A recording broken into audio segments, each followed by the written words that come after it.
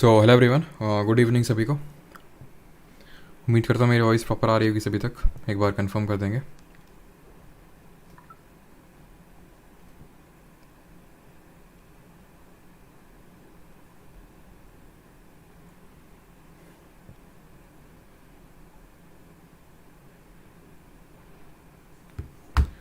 तो आज हम लोग करने वाले हैं केमिस्ट्री का अगला chapter and that is carbon and its compound. Carbon और उसके यौगिक, ये चैप्टर का नाम है।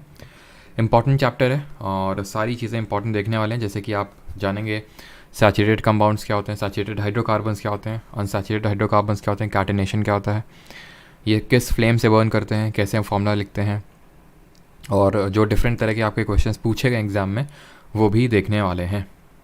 ठीक है, तो एक बार ये कंफर्म करिए कि सारी चीज़ें प्रॉपर हैं कि नहीं।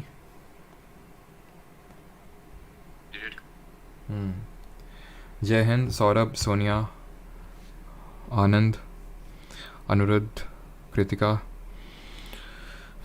श्रेया राज, गुड इवनिंग।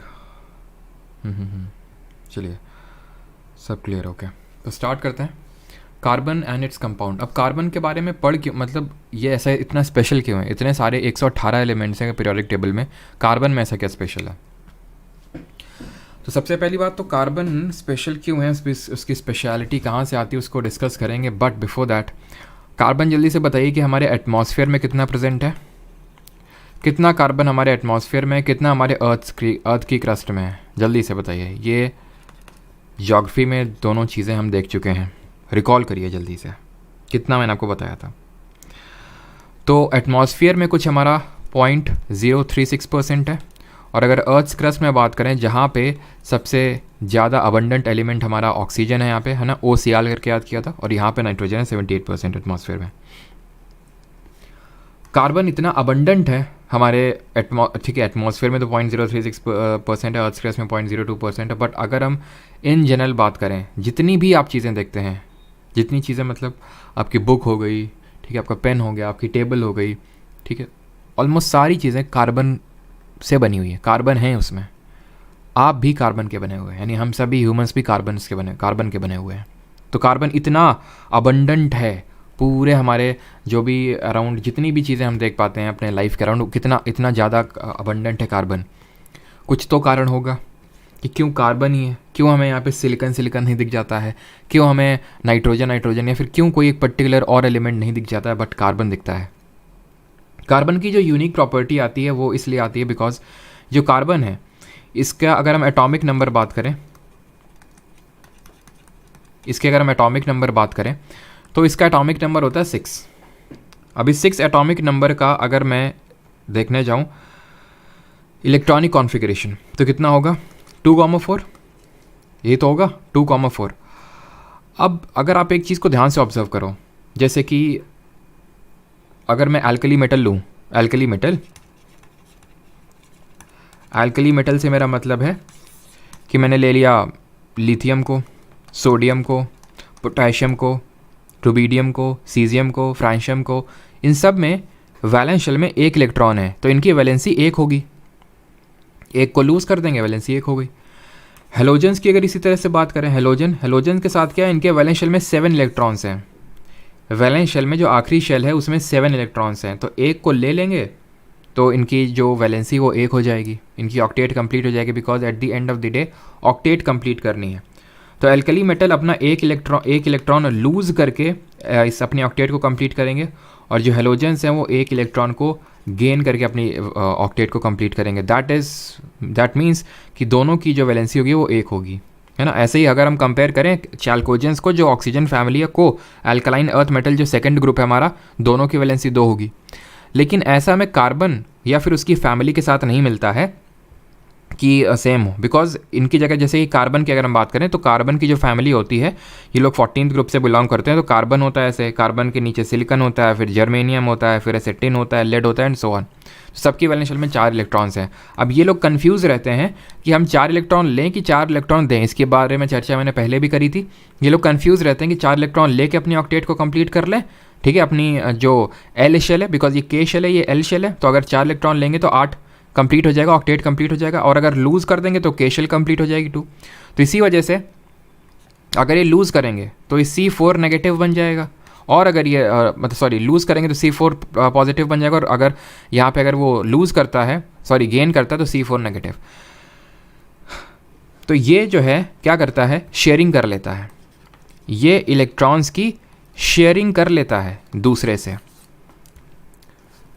किस दूसरे से कर लेगा, किसी भी और जिसको नीड है इलेक्ट्रॉन की उससे शेयरिंग कर लेगा। अब जब इलेक्ट्रॉन की शेयरिंग होती है तो हमने पढ़ा है कि किस तरह का बॉन्ड बनता है। हमें पता है कि इलेक्ट्रॉन की शेयरिंग में कोवेलेंट बॉन्ड बनता है, और ऐसे कंपाउंड को कोवेलेंट कंपाउंड बोलते हैं। इलेक्ट्रॉन का जब ट्रांसफ़र होता है तो इलेक्ट्रोवेलेंट या फिर आयोनिक बॉन्ड बनता है, लेकिन जब शेयरिंग ऑफ इलेक्ट्रॉन्स होता है उसको हम बोलते हैं कोवेलेंट बॉन्ड।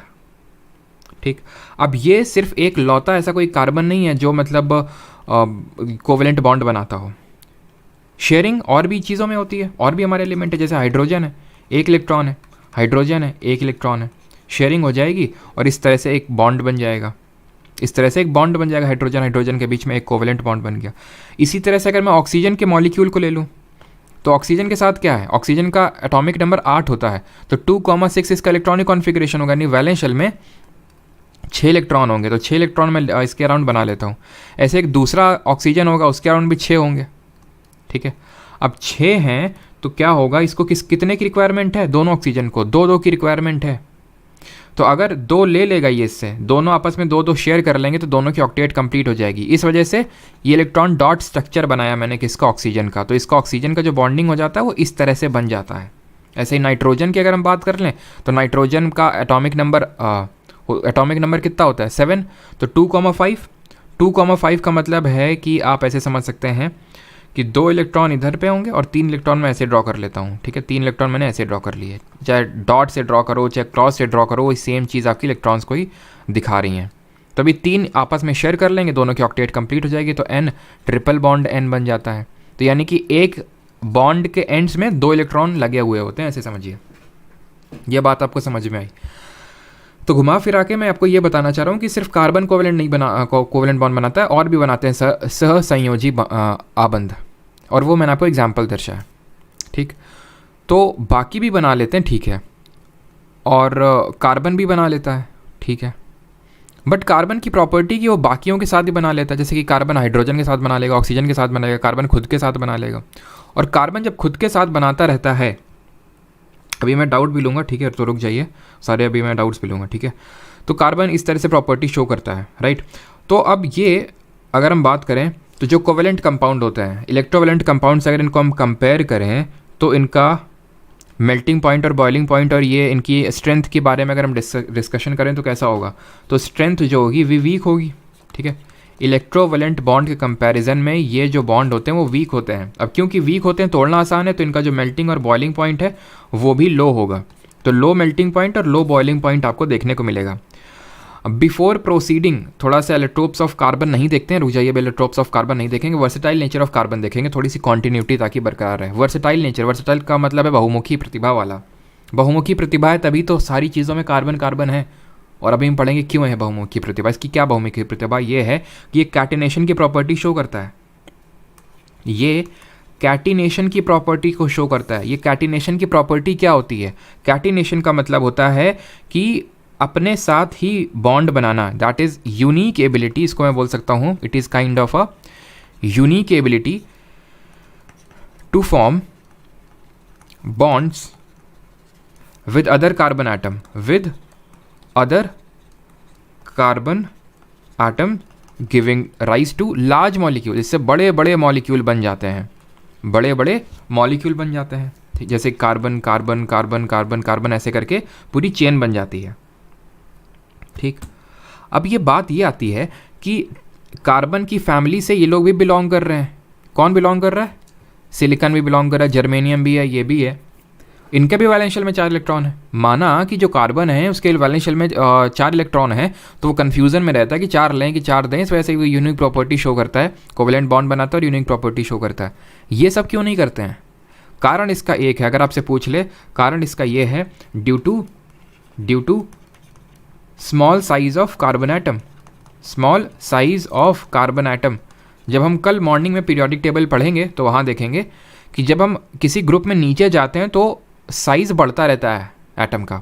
तो ऑब्वियस ही बात है कार्बन का सबसे छोटा होगा उस ग्रुप में, तो इस वजह से कार्बन क्योंकि इतना छोटा है तो वो जो न्यूक्लियस है, अब जितना भी आप देखो जो बॉन्ड बन रहा था कोवेलेंट बॉन्ड वो वैलेंस इलेक्ट्रॉन से बन रहा था, वैलेंस इलेक्ट्रॉन्स के साथ बॉन्ड बन रहा था। अब क्योंकि कार्बन उतना बड़ा नहीं है तो उसका जो वैलेंस शेल है वो न्यूक्लियस के पास में ही होगा, न्यूक्लियस के पास में होगा, तो न्यूक्लियस होल्ड करके रख पाता है उसको और इसी वजह से वो स्टेबल रह पाता है। स्टेबिलिटी का मेन फैक्टर होता है लाइफ में।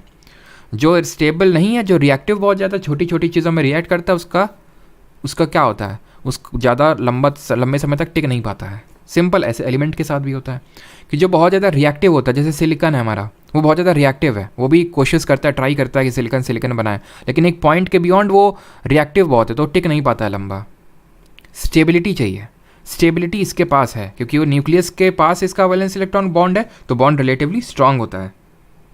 ठीक है, अब ये जो बॉन्डिंग हो रही है कार्बन के बीच में, यहाँ तो मैंने एक एक डंडा ड्रॉ किया, इसको हम बोलते हैं सिंगल बॉन्ड। ठीक है, ये डबल बॉन्ड भी हो सकता है, ट्रिपल बॉन्ड भी हो सकता है। ठीक, तो अगर सिंगल बॉन्ड आपको देखने को मिले, अगर जैसे कार्बन कार्बन के बीच में सिर्फ सिंगल बॉन्ड देखने को मिले तो ऐसे जो कंपाउंड्स बनते हैं उनको हम बोलते हैं सैचुरेटेड कंपाउंड्स। ऐसे यौगिकों को हम सैचुरेटेड संतृप्त यौगिक बोलते हैं, सैचुरेटेड कंपाउंड बोलते हैं। ठीक, और अगर डबल बॉन्ड और ट्रिपल बॉन्ड आपने देखने को मिले तो ऐसे वालों को हम बोलते हैं अनसैचुरेटेड। ठीक है, ये डबल बॉन्ड है, ये ट्रिपल बॉन्ड है, तो ऐसे वालों को असंतृप्त बोलते हैं, अनसैचुरेटेड कंपाउंड।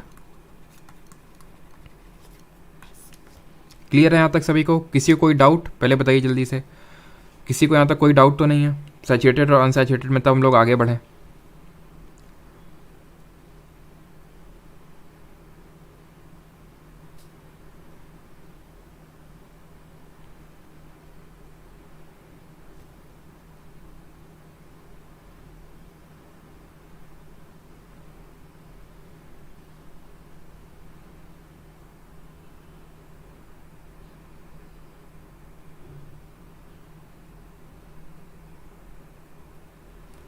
ओके ठीक, चलिए आगे बढ़ते हैं फिर। चलिए ये जो एलोट्रॉप्स बीच में छोड़ा था, स्किप किया था, इसको भी कर लेते हैं। What is these allotropes? Allotropes का मतलब होता है अप्रूप, कार्बन के डिफरेंट रूप, उसको बोलते हैं अप्रूप। कार्बन हमारे डिफरेंट फॉर्म्स में एग्जिस्ट करता है और कुछ इसके अगर हम अप्रूपों की बात करें, एलोट्रॉप्स की बात करें, इसके जो डिफरेंट फॉर्म्स हैं इसकी अगर हम बात करें तो जैसे कि एक होता है आपका ग्रेफाइट, ठीक है, एक होता है आपका डायमंड, एक होता है आपका Buckminster fullerene. Buckminster fullerene, clear? ये डिफरेंट फॉर्म्स हैं कार्बन के, डिफरेंट रूप हैं कार्बन के। अब ये जो डिफरेंट रूप हैं कैसे निकल के आ जाते हैं डिफरेंट रूप?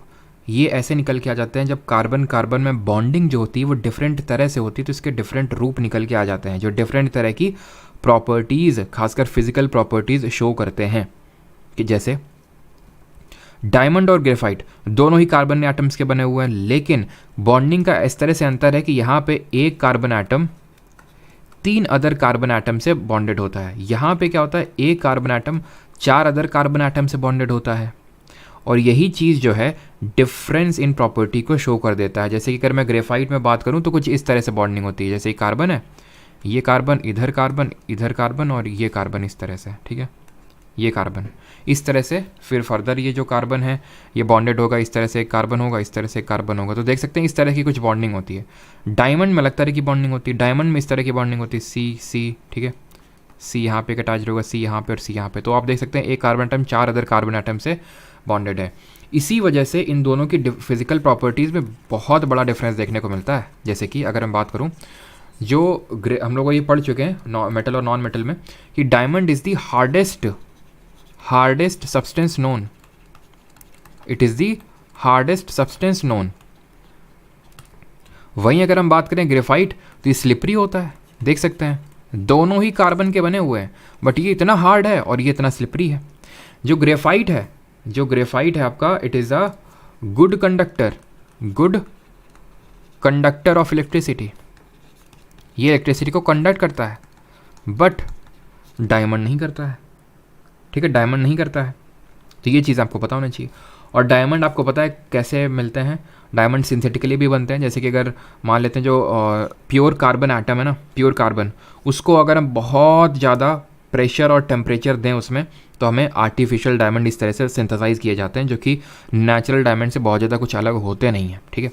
बकमिस्टर फुलेरिन की अगर बात करें तो कार्बन के 60 एटम्स को अगर अरेंज किया जाए, फुटबॉल शेप में ही अरेंज होते हैं, और हमें कार्बन का प्रूफ या फिर कार्बन का एलोट्रोप देखने को मिलता है, जिसको हम बोलते हैं बकमिस्टर फुलेरिन, ठीक। ये चीज़ क्लियर हो गई। सैचुरेटेड और अनसैचुरेटेड इस पे आते हैं कम कार्बन कंपाउंड में, तो इसकी अभी मैं आपके साथ चर्चा कर चुका हूँ कि किस तरह से बनते हैं। जैसे सैचुरेटेड में अगर बात करें सिंगल बॉन्ड बनता है, जैसे कि यहाँ पे मैंने इस तरह से, अब देखो यहाँ पे क्या हुआ कि कार्बन के साथ मैंने हाइड्रोजन जोड़ दिया, बिकॉज उसकी वैलेंसी को सेटिस्फाई करना है। इसको चाहिए कितने इलेक्ट्रॉन्स, इसको चाहिए 4 इलेक्ट्रॉन्स। देखिए कार्बन के वैलेंस शेल में 4 इलेक्ट्रॉन होते हैं, ठीक है, तो इसको चाहिए 4 इलेक्ट्रॉन। एक तो ये मिल गया, एक ये मिल गया, एक ये मिल गया, अभी तो 3 ही मिले, तो एक और हाइड्रोजन अटैच कर दो, एक और हाइड्रोजन अटैच कर दो, ठीक है।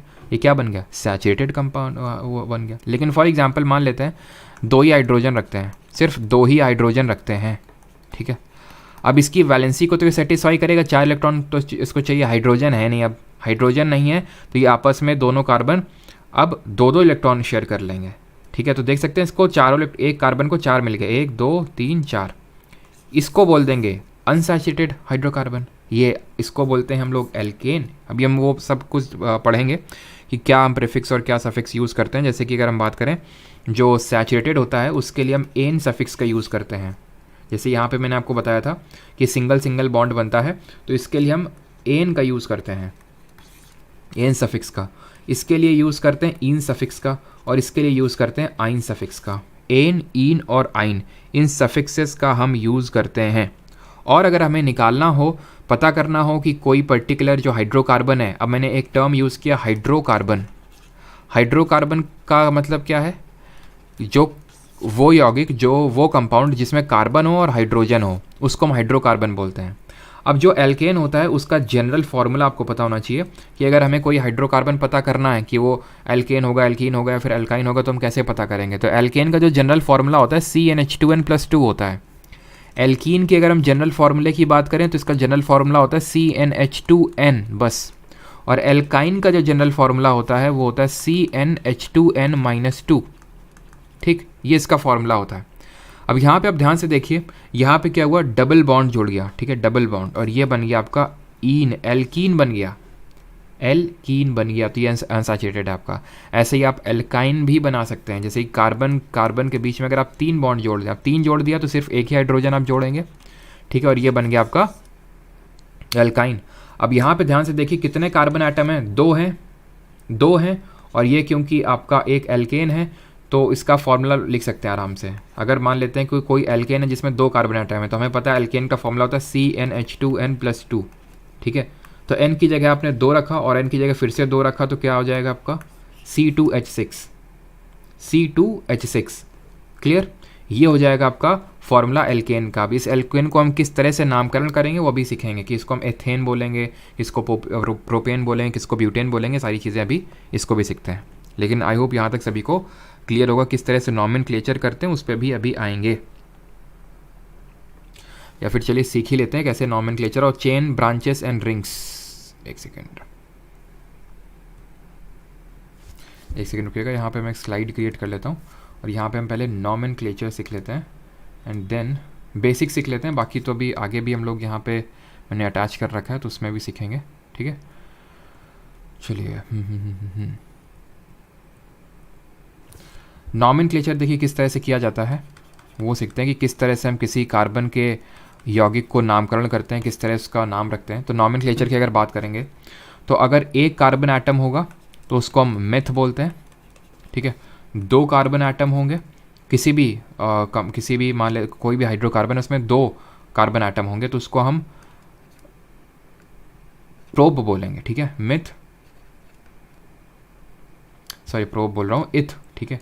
और एक चीज़ ध्यान रखना, जैसे कि फॉर एग्जांपल जैसे मान लो कि मैं एक, चलो यहाँ पे कुछ बनाता हूँ, ठीक है, CH3CH2 और ये मैंने बनाया CH3, ठीक है, और एक मैं बनाता हूँ CH3 और CH3, ठीक है। तो ये हो गया आपका इथ, 3 कार्बन के लिए हम यूज़ करते हैं प्रोप, 4 कार्बन के लिए हम यूज़ करते हैं ब्यूट, 5 कार्बन आइटम के लिए यूज़ करते हैं पेंट, 6 कार्बन के लिए हम यूज़ करते हैं हेक्सा, ठीक है, 7 कार्बन आइटम के लिए यूज़ करते हैं हेप्टा, और 8 कार्बन आइटम के लिए यूज़ करते हैं ऑक्टा। 9 के लिए नोना और 10 के लिए डेका, लेकिन उतना पूछेगा नहीं। अब देखो यहाँ पे आप एक चीज़ को ऑब्जर्व करो कि यहाँ पे आपको 3 कार्बन आइटम दिख रहे हैं, यहाँ पे 4 कार्बन आइटम दिख रहे हैं, तो आप इसको प्रोप और इसको ब्यूट नहीं बोलेंगे। कारण क्या है? कारण ये है कि यहाँ पे हम रूट को पकड़ते हैं। What is this root? Root है कि जो पेरेंट चेन है उसको आपको कंटिन्यू करना है और उसमें देखना है कि कितने कार्बन आइटम है। इसमें तो ठीक है 1 2 3 हमें दिख रहा है, यहाँ पे 1 2 3, या तो आप सीधे बढ़िए या तो इस तरह से 1 2 3, आप चारों को नहीं गिनेंगे, आपको बस एक लाइन में जाना है। मैं फिर से रिपीट करता हूँ, आपको रूट पकड़ना होता है। What is root? कि पेरेंट चेन में कितने कार्बन आइटम अटैच्ड हैं, 1 2 3, या तो आप ऐसे बोल दीजिए, ऐसे नहीं, आप 3 के बाद वहाँ नहीं चले जाएंगे क्योंकि इस कार्बन और इस कार्बन आइटम के बीच में बॉन्डिंग नहीं है। अगर बॉन्डिंग नहीं है तो वहाँ पे आप सीधे नहीं निकल जाएंगे। यहाँ पे क्या है?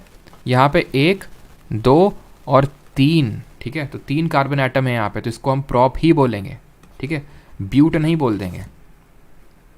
क्लियर है कि अगर कितना कार्बन आइटम हो रूट में तो हम उसको क्या बोलते हैं? 1 कार्बन आइटम में मिथ, 2 कार्बन आइटम में इथ, 3 में प्रॉप, 4 में ब्यूट, 5 में पेंट, 6 में हेक्सा और 7 में हेप्टा और 8 में ऑक्टा और 9 में नोना और 10 में डेका। क्लियर? अभी आते हैं ये चेन, ब्रांचेस और रिंग्स। तो कुछ नहीं है, मेन ये है कि जो हमारे डिफरेंट कंपाउंड्स हैं कार्बन के, हाइड्रोकार्बन से, वो खुद को डिफरेंट फॉर्म में अरेंज कर सकते हैं। जैसे कि फॉर एग्जांपल अगर मैं बोलूँ जैसे 4 कार्बन आइटम का एक मॉलिक्यूल लिया तो अपने आप को ये इस तरह से लीनियर फैशन में अरेंज कर सकता है, या फिर हो सकता है कि अपने आप को इस तरह से अरेंज कर ले, ठीक है। तो है वही सेम चीज़ ही। अगर हम यहाँ पे देखें, मतलब इसमें क्या है, एक चीज़ हमें ऑब्जर्व होने के देखने को मिल रही है, दैट इज़ कि जो मॉलिकुलर फॉर्मूला है वो सेम है। इसमें भी 4 हैं, इसमें भी 4 हैं, तो इसका मॉलिकुलर फॉर्मूला तो सेम है। मॉलिकुलर जो फॉर्मूला है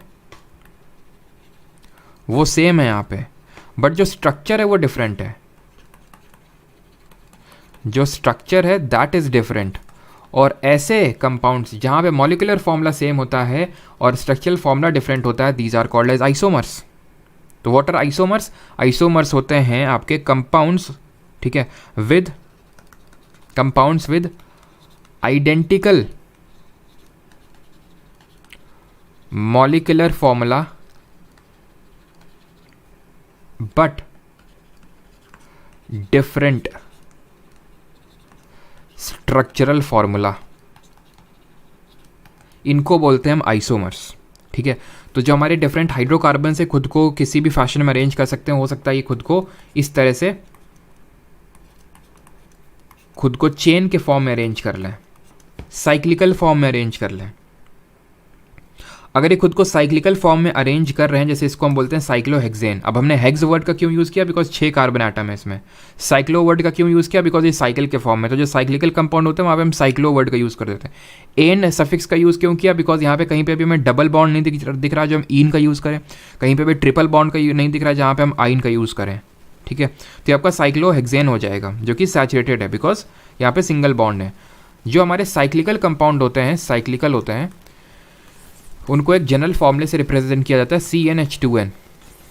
एल्केन का CnH2n+2 होता है, एल्कीन का CnH2n, एल्काइन का CnH2n-2, और जो साइक्लिकल कंपाउंड होते हैं उनका CnH2n होता है। अब ये जो कार्बन आइटम है, जो हाइड्रोकार्बन है, हाइड्रोकार्बन का मतलब है कि कार्बन कार्बन कार्बन और हाइड्रोजन इस तरह से अटैच्ड है आपके। हाइड्रोजन मान लेते हैं यहाँ पे 3 होंगे, यहाँ पे 2 होने पड़ेंगे, तभी तो वैलेंसी सेटिस्फाई होगी, ठीक है, H H H H। अब इनमें से किसी एक हाइड्रोजन को हटा के कोई और दूसरा फंक्शनल ग्रुप, जिसको हम हीट्रो एटम भी बोलते हैं, वो अगर जुड़ जाए, कोई दूसरा एटम जुड़ जाए हाइड्रोजन की जगह, तो वो एक डिफरेंट कंपाउंड बना देगा। जैसे कि अगर इस हाइड्रोजन को हटा के क्लोरीन जुड़ जाए तो ये एक आपका पूरा डिफरेंट कंपाउंड बन जाएगा। इस हाइड्रोजन को हटा के यहाँ पे ऑक्सीजन का एक ये जुड़ जाए, ये OH ग्रुप जुड़ जाए, तो ये एक एथेनॉल, मतलब सॉरी एथेनॉल होगा नहीं, प्रोपेनॉल बन जाएगा आपका, ये मतलब कि अल्कोहल बन जाएगा। समझ रहे हैं आप? बस एक हमने फंक्शनल ग्रुप को चेंज किया, हाइड्रोजन को रिप्लेस करके एक हीट्रो एटम जोड़ दिया और पूरी प्रॉपर्टी डिफर हो गई। क्लियर? अब होमोलॉगस सीरीज़ क्या होती है? होमोलॉगस सीरीज़ कुछ नहीं, वो सीरीज़ जो CH2 से डिफर करे। जैसे अगर मैं लिख दूं ऐसे CH3 OH। फिर मैं इसके अगला वाला क्या होगा अल्कोहल, इसके अगला अल्कोहल क्या होगा CH3 CH2OH। इससे जो अगला अल्कोहल होगा वो CH3 CH2 CH2OH होगा। तो ये इसमें कितने का डिफरेंस है CH2 का, इसमें कितने का डिफरेंस है CH2 का। बाकी है वो सीरीज़ सेम ही, वो है सीरीज़ अल्कोहल की, बाकी कुछ डिफरेंस नहीं है, बस सिर्फ किसका CH2 यूनिट का डिफरेंस है।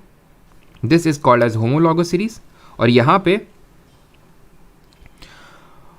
चीज़ें जो हैं बदल जाएंगी अगर यहाँ पे आपका हीट्रो एटम बदला तो, मतलब कि अगर आपका हाइड्रोजन की जगह कोई और एटम आ गया तो सारी प्रॉपर्टीज़ आपकी चेंज हो जाती हैं इस केस में। किसी को यहाँ तक कोई डाउट?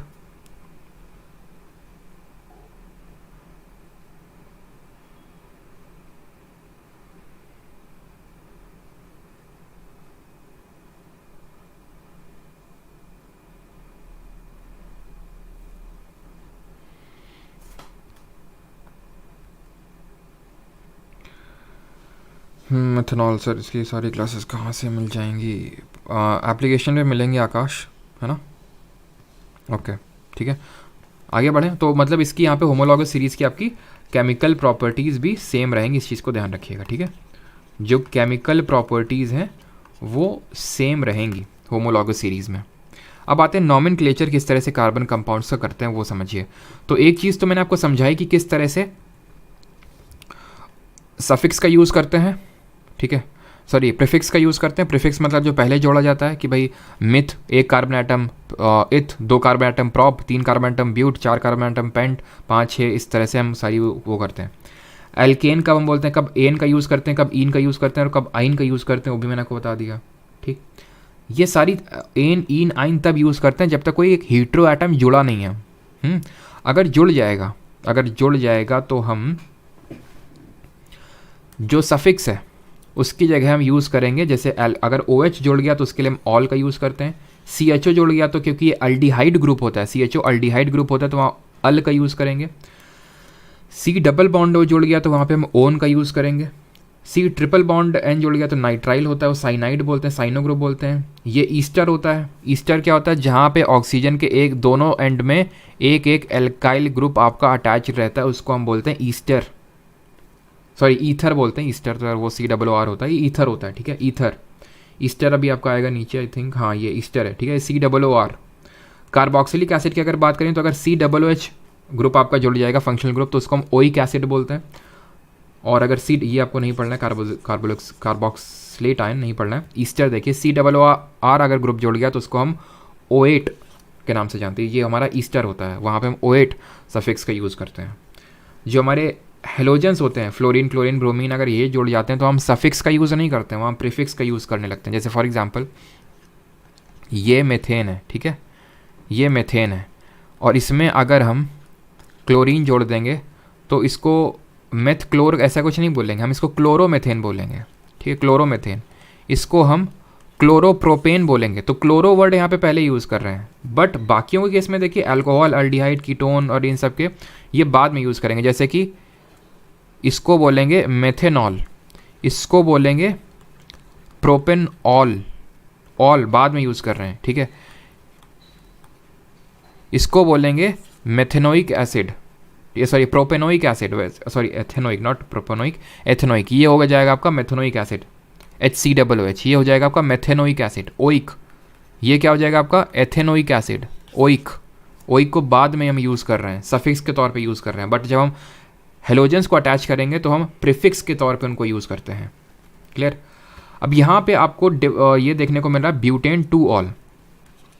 ये ब्यूटेन 2 ऑल क्यों लिखा हुआ है और इसका मतलब क्या है वो समझिए। CH3CHOH ये हम IUPAC जो है नॉमेनक्लेचर करती है, और IUPAC नॉमेनक्लेचर के हिसाब से क्या है कि यहाँ पे दूसरा कार्बन एटम है उसमें आपका अल्कोहल ग्रुप अटैच रहते हैं। यहाँ पे हम ब्यूटेन 2 का यूज़ किया। ब्यूट क्यों यूज़ किया, बिकॉज 4 कार्बन एटम है। ऑल क्यों यूज़ किया, बिकॉज अल्कोहल ग्रुप है और दूसरे नंबर पे अल्कोहल ग्रुप लिखा हुआ है तो इसलिए ब्यूटेन 2 ऑल यूज़ किया। सर वैसे तो यहाँ से गिनेंगे तो तीसरा नंबर आएगा, तो जहाँ से शॉर्टेस्ट पड़ता है उसको हम लेते हैं, ठीक। अब जो हमारे अल्कोहल होते हैं ना, ये भी डिफरेंट टाइप के होते हैं। जैसे कि अभी क्वेश्चन इस तरह से पूछे गए कि प्राइमरी अल्कोहल क्या होता है, सेकेंडरी अल्कोहल क्या होता है, या फिर टर्शरी अल्कोहल क्या होता है। तो ये कुछ नहीं, बस हमें ये देख लेना होता है कि जो ऑल ग्रुप लगा हुआ है, जो OH लगा हुआ है, फिर कोई भी जो ग्रुप लगा हुआ है जिस भी कार्बन में लगा हुआ है, उससे कितने कार्बन एटम लगे हुए हैं। जैसे कि इस केस में हम देखें तो ये जो OH ग्रुप है इससे लगा हुआ है, इससे कितने कार्बन एटम अटैच्ड है, 2 है, तो सेकेंडरी अल्कोहल होगा। जैसे प्राइमरी की अगर मैं बात करूं तो CH3 CH2 OH, ठीक है। अब जिसमें OH ग्रुप लगा हुआ है उससे कितने कार्बन एटम अटैच्ड हैं, 1 कार्बन अटैच्ड है। ऐसे ही अगर मैं बोल दूं CH3 CH2 CH2 CH2, कितने भी लंबे ले लो, लेकिन लास्ट में CH2 OH से जुड़ा है, तो ये इससे कितने कार्बन एटम जुड़े हुए हैं, 1 मात्र, तो प्राइमरी अल्कोहल ही होगा ये। सेकेंडरी का अगर एग्जांपल दें तो CH3 CH2 CHOH CH2 और CH3, कितने कार्बन एटम अटैच्ड हैं, 1 और 2, खत्म। टर्शरी के अगर एग्जांपल की बात करें CH3 CH2 और यहाँ पे C ले लेते हैं, यहाँ पे मान लेते हैं कि अटैच्ड है CH3, यहाँ पे OH अटैच्ड है और यहाँ पे CH3 अटैच्ड है, या फिर मान लेते हैं CH2 CH3 अटैच्ड है, कुछ भी। तो OH कहाँ पे लगा हुआ है, OH जिस पे लगा हुआ है उस पे चेक करिए कितने कार्बन एटम लगे हुए हैं, 1 2 और 3, तो टर्शरी अल्कोहल हो जाएगा, ठीक है। टर्शरी, प्राइमरी, सेकेंडरी और टर्शरी के में आप समझिए किसको कैसे कब बताना है आपको, ठीक। अब यहाँ पे हमारे कुछ एरोमेटिक कंपाउंड भी होते हैं, जो साइक्लिकल कंपाउंड होते हैं ना हमारे, साइक्लिकल, ये जब ऑल्टरनेट इस तरह से डबल बॉन्ड वगैरह बनाते हैं तो हमारा ये जो स्ट्रक्चर बनता है इसको हम बेंजीन बोलते हैं, बेंजीन, ठीक है। और ये बेंजीन से बहुत सारे कंपाउंड्स डिराइव होते हैं जो कि एरोमेटिक कंपाउंड की कैटेगरी में आता है। इसमें बस हमें एक चीज़ थोड़ा सा देखना है कि यूरिक हकल करके एक केमिस्ट थे, उन्होंने एक फॉर्मूला दिया था कि पाई बॉन्ड निकालने का किसी एरोमेटिक कंपाउंड में, और वो बस इस तरह से पूछता है उस फॉर्मूले के बारे में, या तो पूछ लेगा या फिर वो फॉर्मूले को किसने दिया था इस तरह से पूछता है। तो यूरिक हकल ने ये फॉर्मूला दिया था, 4n+2 पाई इलेक्ट्रॉन्स होते हैं किसी भी एरोमेटिक कंपाउंड में। अगर आपको पाई इलेक्ट्रॉन्स निकालने हैं तो इस फॉर्मूले का आप यूज़ करते हैं, और ये दिया किसने था, हकल ने दिया था, ठीक है। ये आपका CGL 2022 में पूछा गया और आपका CGL 2023 में भी क्वेश्चन इस पे आया है, ठीक है, एरिक हकल ने। बस इतना आपको पता होना चाहिए एरोमेटिक कंपाउंड क्या होते हैं, उसमें हमें डीप में नहीं जाना है, बस ये फॉर्मूला किसने दिया था और क्या फॉर्मूला था और किसके रिलेटेड फॉर्मूला था, ये पाई बॉन्ड। अब ये पाई बॉन्ड क्या होता है, तो हमने अभी देखा था कि जैसे एक दो एटम के बीच में जब कोवेलेंट बॉन्ड बनता है तो या तो सिंगल हो सकता है या डबल हो सकता है या ट्रिपल हो सकता है, ठीक है, किसी के बीच में। तो कार्बन मैंने लिख दिया, वैसे किसी के भी बीच में। तो एक कार्बन एटम हमेशा सिग्मा बॉन्ड होता है, 2 कार्बन एटम में एक सिग्मा एक पाई बॉन्ड होता है, 3 कार्बन एटम में एक सिग्मा होता है और 2 पाई बॉन्ड होते हैं। तो पाई बॉन्ड एक मतलब टाइप ऑफ बॉन्ड है कोवेलेंट बॉन्ड के अंदर ही, जो कि सिग्मा बॉन्ड से शॉर्टर होता है और स्ट्रॉन्गर होता है, ठीक है। खैर उतना मैं डीप में नहीं जाना, लेकिन पाई बॉन्ड निकालने का ये आपका पाई इलेक्ट्रॉन्स निकालने का ये, बिकॉज एक पाई इलेक्ट्रॉन में कितने मतलब जैसे एक पाई बॉन्ड है उसमें कितने इलेक्ट्रॉन होंगे, किसी भी बॉन्ड में उसके एंड्स में 2 इलेक्ट्रॉन्स अटैच रहते हैं, ठीक है। Now coming on to the chemical properties of carbon atom. अब कार्बन एटम के यहाँ पे हम केमिकल प्रॉपर्टीज़ पढ़ेंगे। सबसे पहले कंबशन यानी कि दहन।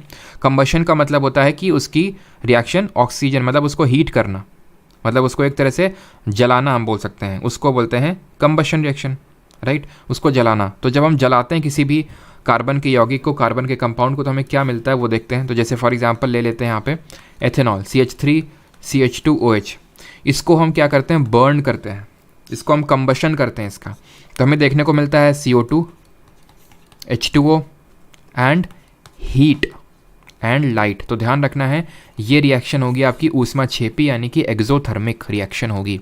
तो combustion reaction of hydrocarbons is exothermic in nature. आप इसको कंबशन करवाएंगे, इसको बर्न करेंगे in the presence of oxygen, तो इसमें आपकी हीट रिलीज होती है और कार्बन डाइऑक्साइड रिलीज होती है, ठीक है।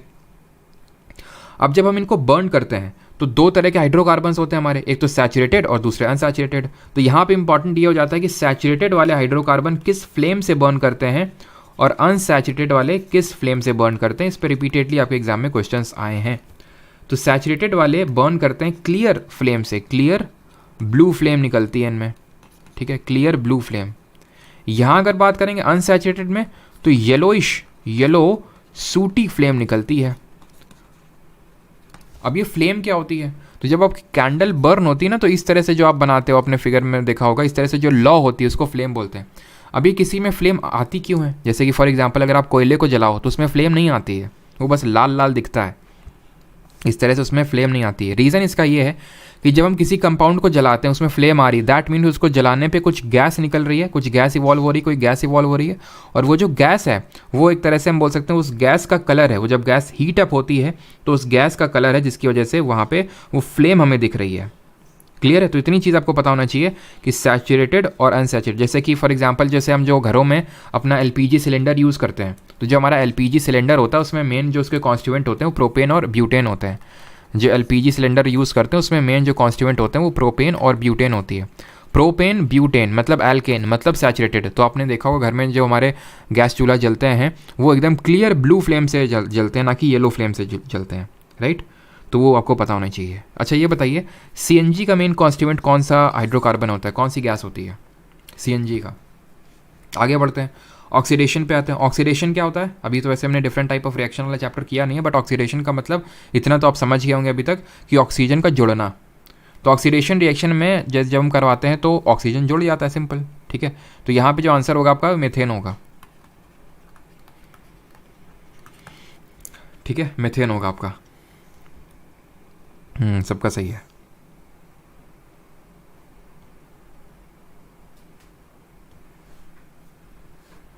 चलिए, तो ऑक्सीडेशन, अब जैसे यहाँ पे अगर हम बात करें, यहाँ पे भी तो ऑक्सीडेशन हुआ, ऑक्सीजन जुड़ गया, ठीक है? बट अगर इनके कंप्लीट ऑक्सीडेशन हम करवा दें तो क्या होगा, ठीक है? जैसे फॉर एग्जांपल ले लेते हैं यहाँ पे एक हम हाइड्रोकार्बन ले लेते हैं एथेनॉल, ठीक है? CH3CH2OH, ये क्या है हमारा एथेनॉल। तो जब हम इसका ऑक्सीडेशन करवाएंगे, जब हम ऑक्सीडेशन करवाते हैं मतलब ऑक्सीजन को जोड़ते हैं, तो ऑक्सीजन को जोड़ने वाला कोई एजेंट भी चाहिए। उस एजेंट को बोलते हैं ऑक्सीडाइजिंग एजेंट, और वो एजेंट के तौर पे हमारा काम करता है अल्कलाइन KMnO4, जिसको हम पोटेशियम पर मैंगनेट बोलते हैं, ठीक है? पोटेशियम पर मैंगनेट। ऐसे ही हमारा एक कंपाउंड होता है K2Cr2O7, जिसको हम पोटेशियम डाइक्रोमेट के नाम से जानते हैं। ये क्या करते हैं, ऑक्सीजन को जोड़ देते हैं। अब जब यहाँ पे ऑक्सीजन हम देंगे इसको, तो होगा क्या कि एक H, जैसे कि इसको मैं लिख सकता हूँ CH3CH, जैसे CH2 को मैंने CHH लिख दिया इस तरह से, ठीक है? OH है ये। होगा क्या कि ये जो CH3CH2OH आपको दिख रहा है, ठीक, इसमें से ये चेंज हो जाएगा CH। अब कैसे होगा ये बताता हूँ, CH3COOH। हुआ क्या इसमें? हुआ इसमें ये कि कितने हाइड्रोजन थे, 3 2 5 1 6, बचे कितने, 4। 2 हाइड्रोजन निकल गए एक ऑक्सीजन के साथ में, 2 हाइड्रोजन निकल गए एक ऑक्सीजन के साथ में, H2O निकल गया, और हुआ क्या, जैसे कि ये H2O निकल गया आपका, ठीक है?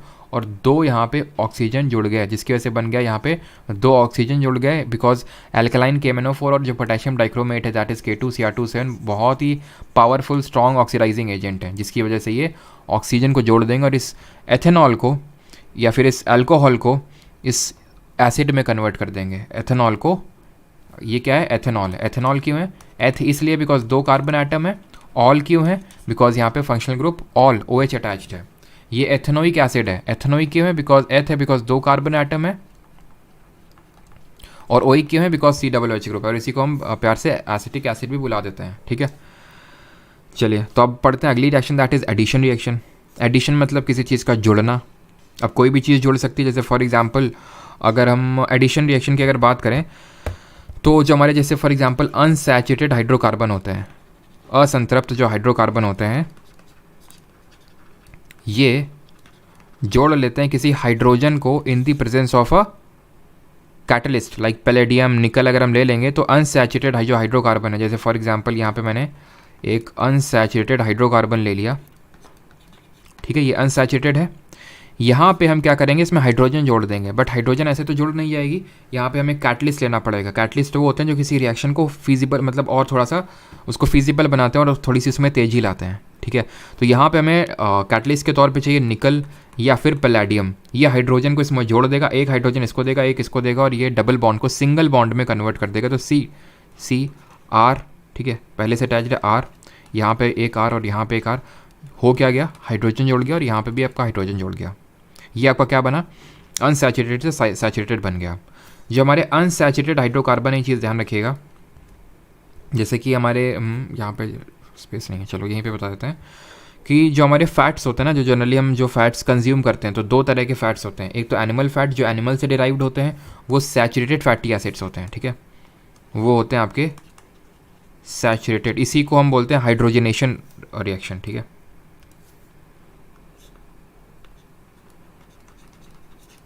इसी को हम बोल देते हैं हाइड्रोजनेशन रिएक्शन। हाइड्रोजनेशन क्यों? बिकॉज यहाँ पे हुआ हाइड्रोजन का एडिशन। इसी तरह जो हमारे वेजिटेबल ऑयल होते हैं उनका भी हम करते हैं हाइड्रोजनेशन, ठीक।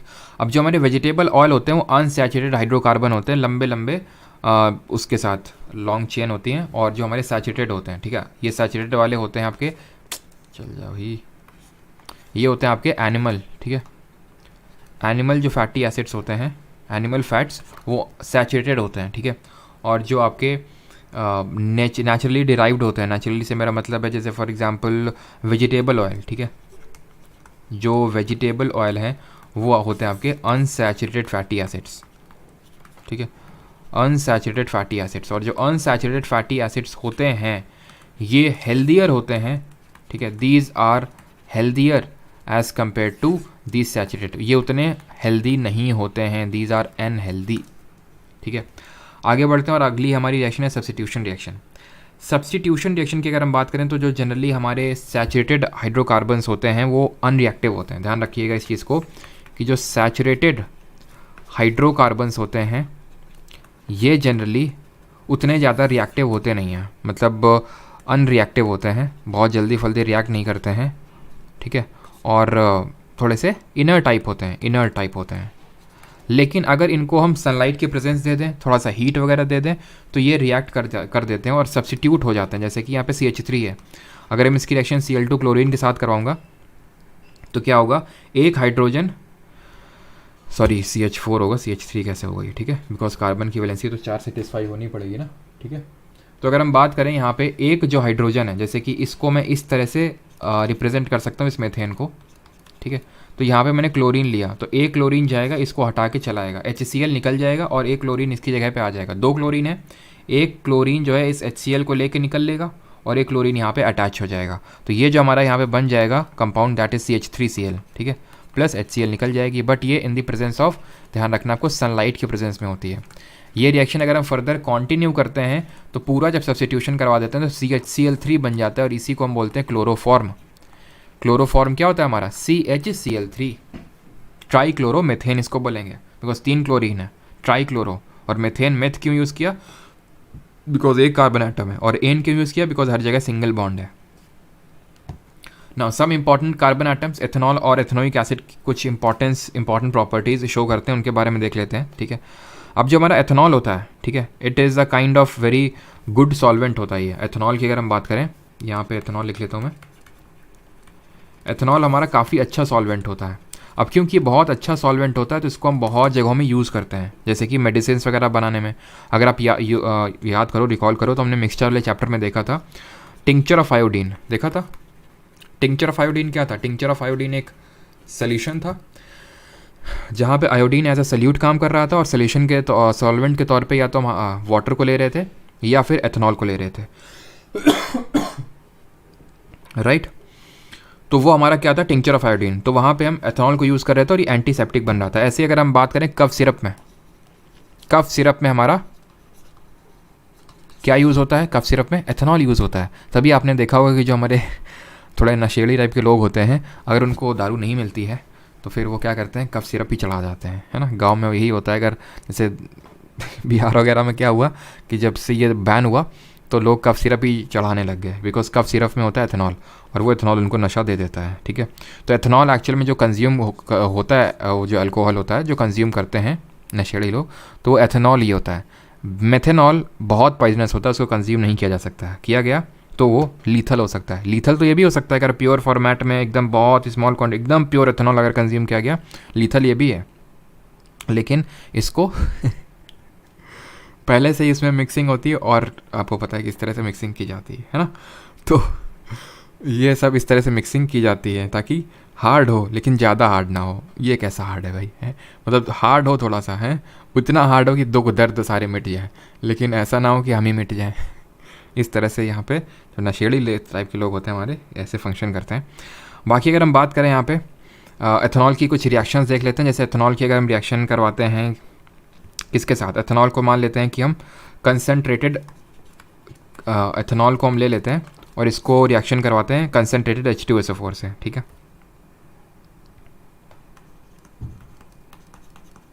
ठीक है, कंसनट्रेटेड H2SO4 के जब हम इसके साथ रिएक्शन करवाते हैं सल्फ्यूरिक एसिड के साथ एट रफली हीट, मतलब एक तरह से कर रहे हैं 433 केल्विन के समथिंग, तो हीटिंग में होगा क्या कि पानी निकल जाएगा, वाटर निकल जाएगा। वाटर निकलेगा तो क्या बन जाएगा, जैसे CH3C इस तरह से ना, CHHOH, ठीक है। तो ये निकल जाएगा, बचेगा क्या, बचेगा क्या, या फिर इसको ऐसे देख सकते हो आप, इसको ऐसे इमेजिन कर सकते हो कि यहाँ पे मैं एक सेकंड रुको, इसको इस तरह से लिख देता हूँ। इसमें 3 H लगे हुए ना, एक H इधर लगा हुआ है, एक H इधर लगा हुआ है, एक H इधर लगा हुआ है, ठीक है। तो OH इसका ले लिया, एक H इसका ले लिया और पानी निकल गया, बचा क्या, उधर CH2 बचा और इधर पे CH2 बचा। तो क्या हुआ, जब हम इसको हीट कर दिए तो ये अनसैचुरेटेड हाइड्रोकार्बन में बदल गया, यानी कि ये इथीन में बदल गया, सिंपल। प्रॉपर्टीज़ ऑफ एथेनॉल की अगर हम डिस्कशन करें तो एथेनॉल प्रॉपर्टीज़ ऑफ एथेनॉल, तो वही अभी डिस्कस कर रहे थे, ठीक है, वही अभी डिस्कस कर रहे थे, ठीक है, वो डिस्कस कर चुके हैं। रिएक्शन विद सोडियम अगर बात करें तो सोडियम के साथ कैसे रिएक्शन करेगा, तो जैसे CH3CH2OH अगर हम ले लेंगे, ठीक है, और इसकी रिएक्शन अगर हम सोडियम के साथ करवाएंगे तो होगा ये कि यहाँ पे जैसे कि 2 सोडियम के एटम्स ये लेने पड़ेंगे, ठीक है, 2 लेने पड़ेंगे, तो होगा ये कि CH3CH2ONA बन जाएगा, ठीक है, ONA बन जाएगा यहाँ पे, CH3CH2ONA, ठीक। और यहाँ पे जो हाइड्रोजन है, ठीक है, यहाँ पे इसको बैलेंस करना पड़ेगा, 2 Na और 2 इस तरह से, यहाँ पे जो हाइड्रोजन है वो इवॉल्व हो जाएगी, ठीक है। तो ये एक तरह का सोडियम एथॉक्साइड बन गया, बट उतनी इंपॉर्टेंट रिएक्शन है नहीं आपके एग्जाम पर्सपेक्टिव से, सोडियम एथॉक्साइड इसको बोलते हैं, ठीक है। और रिएक्शन ये देख चुके हैं अभी, ठीक है, वही जो हीटिंग वाली रिएक्शन थी वो देख चुके हैं। अब आते हैं प्रॉपर्टीज़ ऑफ एथेनोइक एसिड पे, ठीक है। एथेनोइक एसिड की प्रॉपर्टी देखते हैं, और एक चीज़ ध्यान रखिएगा, जैसे जो हमारा एथेनॉल होता है इसको हम शुगर केन जो जूस होता है उससे भी बना सकते हैं, ठीक है। जो हमारा शुगर केन जूस होता है उससे भी हम एथेनॉल को बना लेते हैं, कैसे, और हमारा एथेनॉल ब्लेंडिंग प्रोग्राम भी करेंटली गवर्नमेंट ऑफ इंडिया का चल रहा है, जहाँ पे हमने टारगेट रख रखा है कि जो हमारी फ्यूल है जो हम व्हीकल्स में यूज़ करते हैं उसमें एथेनॉल की ब्लेंडिंग करेंगे, एथेनॉल मिक्स करेंगे। रीज़न इसका ये कि बिकॉज जब एथेनॉल बर्न होता है ना तो इसमें कार्बन डाइऑक्साइड और वाटर इसके बाई प्रोडक्ट निकलते हैं, जो कि क्लीन होता है, उससे ज़्यादा हार्म नहीं होता, तो एक तरह से इनको क्लीन फ्यूल की तरह ट्रीट किया जाता है। शुगर केन जूस से कैसे बनता है, शुगर केन जूस से पहले मोलासेस बनता है, जो कि एक गाढ़ा कलर का सिरप टाइप होता है। इसको भी हम कई जगहों पे यूज़ करते हैं दवा बनाने में, या फिर as a substitute of sugar के सब्स्टिट्यूट के तौर पे भी यूज़ किया जाता है। देन इसको हम फर्मेंट करते हैं, इसका होता है फर्मेंटेशन, ठीक है। और जब फर्मेंटेशन करते हैं इसका तो हमें मिल जाता है एथेनॉल, ठीक है, एथेनॉल। तो इसी वजह से काफ़ी ज़्यादा जो शुगर केन वगैरह है उन लोगों को जो मिल वगैरह हैं तो उसमें सब चल रहा है अभी, ठीक है, क्लियर। आगे बढ़ते हैं और देखते हैं reaction properties of ethanoic acid, और सबसे पहले देखते हैं ईस्ट्रीफिकेशन रिएक्शन, ठीक है। ईस्ट्रीफिकेशन क्या रिएक्शन होती है, ये वो रिएक्शन होती है, और सबसे पहले तो हम थोड़ा सा पढ़ लेते हैं, ठीक है। ये एक्चुअली मुझे वहाँ पे लिखना चाहिए था एथेनॉल वाले में, चलो। तो अगर हम एथेनोइक एसिड की बात करें तो एथेनोइक एसिड को हम कॉमनली किस नाम से जानते हैं, एसिटिक एसिड से, राइट। और मैंने आपको बताया था कि जो हमारा विनेगर होता है उसमें एसिटिक एसिड होता है, और विनेगर में कितना एसिड होता है, 5 to 8% ऑफ एसिटिक एसिड होता है, ठीक है। और ये जो एसिटिक एसिड है जिसको हम एथेनोइक एसिड बोलते हैं, इसको हम ग्लेशियल एसिटिक एसिड के नाम से भी जानते हैं। किस नाम से जानते हैं, ग्लेशियल एसिटिक एसिड।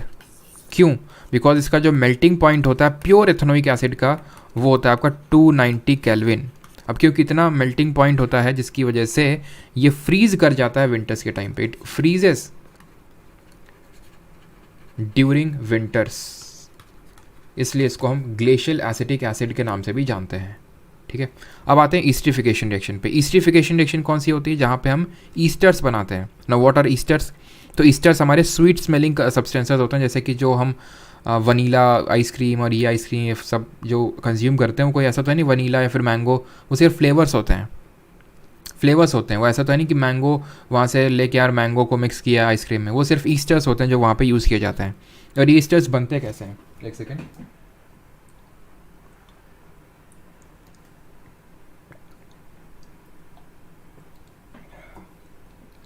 ईस्टर्स ये बनते कैसे हैं?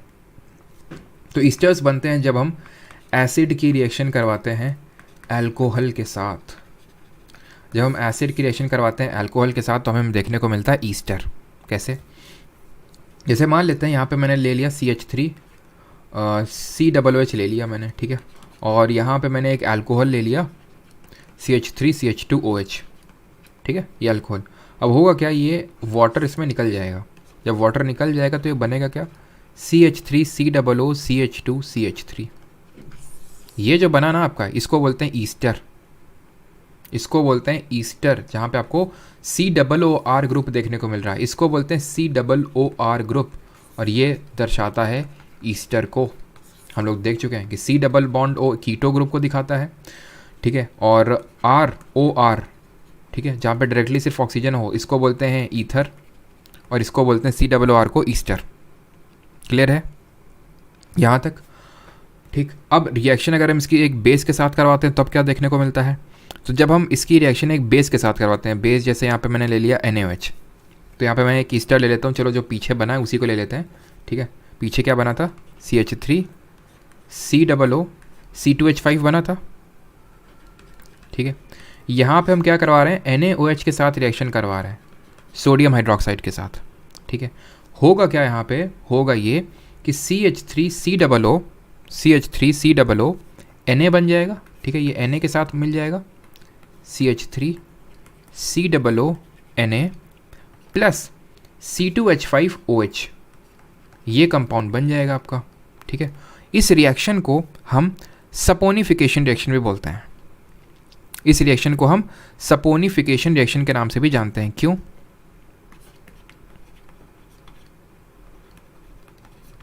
सपोनिफिकेशन रिएक्शन के नाम से इसलिए जानते हैं बिकॉज इससे हम बनाते हैं सोप्स को।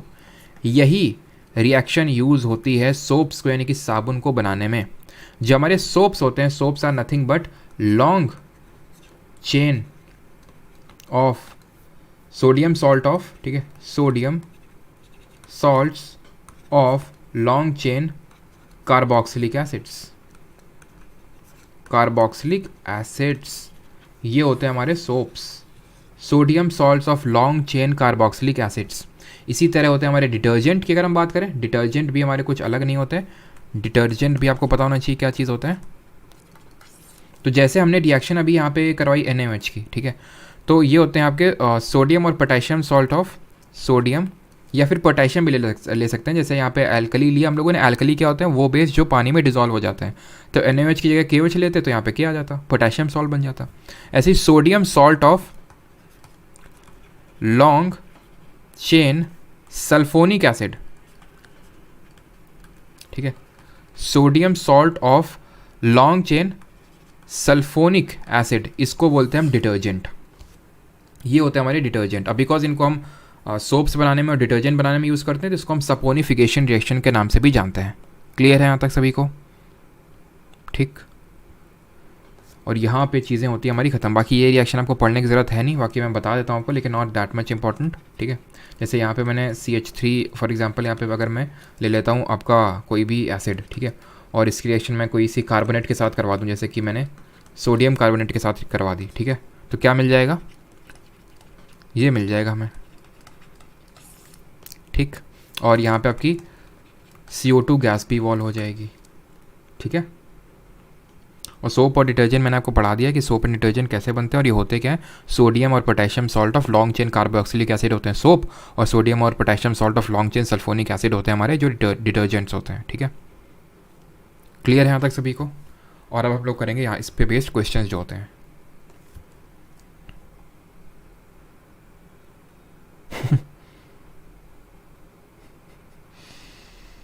सर आज का टॉपिक हाउ टू मेक दारू एट होम। अच्छा चलिए, तो अभी क्वेश्चंस करते हैं कुछ अटेम्प्ट।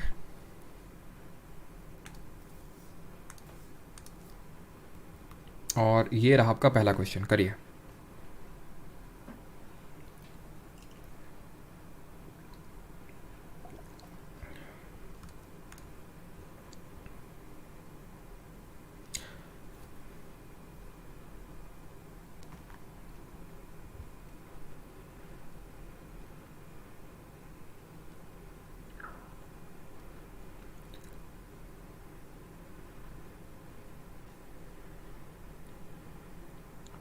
सल्फोनिक एसिड का फॉर्मूला उसका हो सकता है कुछ भी, जैसे कि मान लेते हैं CH3SOO ऐसे करके होता है, ठीक है।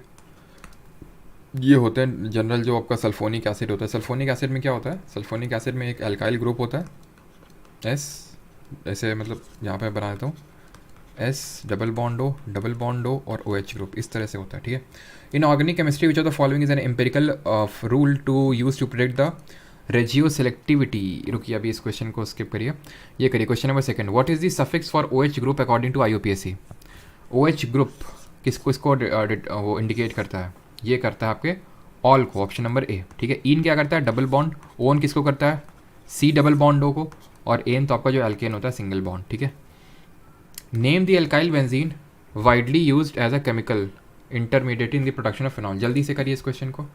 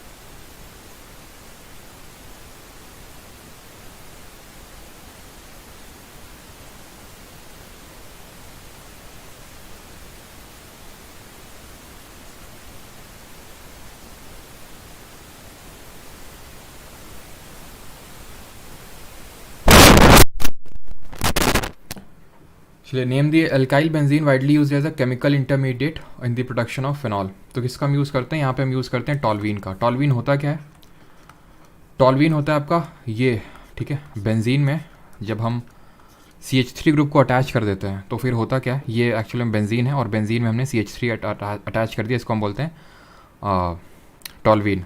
और इसका जब हम ऑक्सीडेशन करवाते हैं तो सबसे पहले ऑक्सीडेशन जब हम इसका करवाएंगे तो ये जो ग्रुप है ये अल्डिहाइड ग्रुप में बदल जाएगा, CHO में, ठीक है। या फिर इसको हम CHO में क्यों बदलना है, एसिड तो बनाना ही, फिनॉल बनाना है, ठीक है। तो फिनॉल भी इस तरह से बन सकता है, CHO में बदलेंगे, फिर इसको एसिड बना लेंगे, ठीक है। और एसिड से फिर डिहाइड्रेशन करवाएंगे तो उस तरह से फिनॉल, जो आपका फिनॉल होता है ये कुछ इस तरह से होता है, ठीक है। OH, ठीक है, OH ये होता है आपका फिनॉल। तो जो अगर हमें फिनॉल बनाना है तो हम टॉल्वीन का यूज़ करेंगे, option number D. Buckminsterfullerene is a nano article characterised by spherical geometry and a hollow interior which contains how many carbon atoms. Buckminsterfullerene में कितने कार्बन एटम्स अटैच्ड होते हैं, तो इसमें 60 कार्बन एटम लगे रहते हैं, ऑप्शन नंबर ए यहाँ पे सही आंसर होगा। अगला है question number 5th, which of the following is a strong reducing agent use to reduce aldehyde, ketone, esters and carboxylic acid, chloride, carboxylic acids and even carboxylate salts to alcohol. बताइए। Cumene नहीं होगा, टॉल्वीन होगा, ठीक है।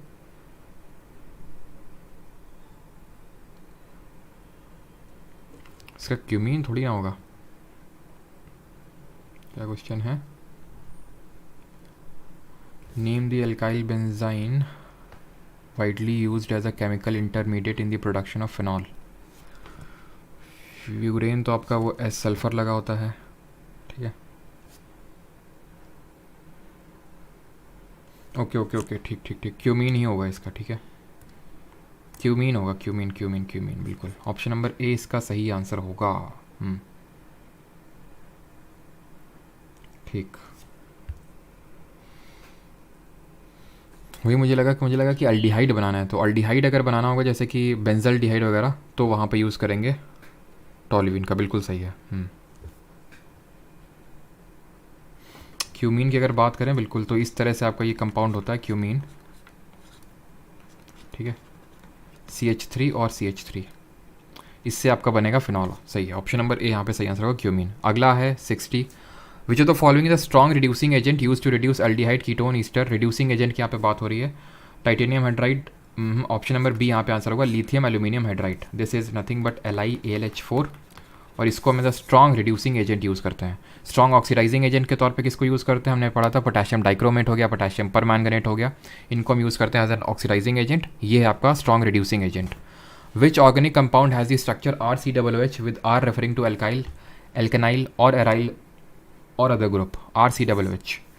तो क्या है ये आपका एसिड है, ठीक है, ऑप्शन नंबर ए कार्बोक्सिलिक एसिड। ईस्टर क्या होता, अगर यहाँ पे H की जगह हाइड्रोजन की जगह एक और एल्काइल ग्रुप अटैच्ड होता तो ईस्टर हो जाता, ठीक है। Identify the correct statement with respect to the unsaturated hydrocarbon. अनसंतृप्त हाइड्रोकार्बन के संबंध में सही कथन को पहचानें। Compounds of carbon having a single bond between their carbon atom are called as unsaturated compounds. बिल्कुल गलत बात है, सिंगल बॉन्ड होगा तो वो सैचुरेटेड होगा, ना कि unsaturated. Compounds of carbon having double bond और triple bond between their carbon atom are called as unsaturated compound. Double bond है फिर ट्रिपल बॉन्ड, ठीक है, बिटवीन देयर कार्बन एटम, बिल्कुल सही बात है, करेक्ट पूछा ना हमसे, ऑप्शन नंबर बी आंसर हो जाएगा। Compounds of carbon atom having single bond between their oxygen atom, oxygen से क्या लेने देना है वहाँ पे। Compounds of carbon atom having double और triple bond between their hydrogen atom, hydrogen atom के बीच में डबल और ट्रिपल बॉन्ड हो ही नहीं सकता है, हमेशा सिंगल बॉन्ड ही होगा उसमें, ठीक है। अगला, which of the following is not an allotrope of carbon. इनमें से कौन सा कार्बन का प्रूफ नहीं है, tri sulphur, diamond, lonsdaleite या फिर ग्रेफाइट। आंसर होगा यहाँ पे option number A tri sulphur. नाम में ही सल्फर है, ठीक है, अब इसमें तीन सल्फर है, कार्बन का नहीं है। अगर हम बात करें जो लॉन्स डेलाइट लिखा हुआ है एक तरह का डायमंड होता है ये, ठीक है, तो डायमंड, ग्रेफाइट और हमने बकमिस्टर फुलरीन पढ़ा था C60, ये होते हैं हमारे allotropes of carbon. Which of the following pair of compound general formula is correct. कौन सा इसमें से सही है, एल्कीन और एल्केन। तो एल्केन का होता है CnH2n+2 होता है, यहाँ पे गलत हो जाएगा, एल्कीन का CnH2n होता है, ये बात सही है, ऑप्शन नंबर बी आंसर होगा ओनली 1।